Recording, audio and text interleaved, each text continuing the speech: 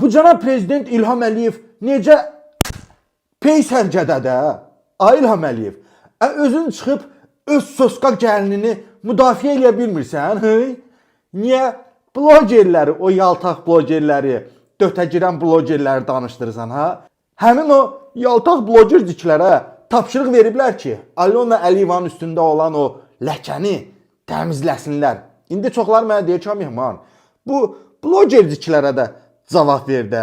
Onlara nə cavab verim? Onlar bədbaxt adamlardır. Yadda saxlayın. Şərəfini itirmiş, yaltaqlıq eləyən, diktatora baş əyən, qul kimi özünü aparan, üzəduranlıq eləyən, cındırlıq eləyən hər bir şəxs bədbaxtdır. Aydındır?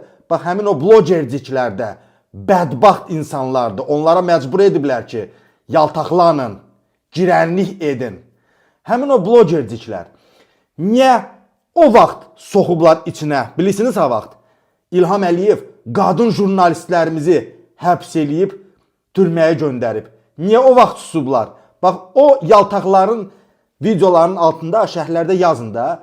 Bəs niyə qadın jurnalistləri İlham Əliyev şərləyəndə soxmuşdunuz içinizə? Çünki siz yaltaqsınız. Çünki siz şərəfinizi pula satıbsınız, alçaqsınız, bir qeyrətsiniz.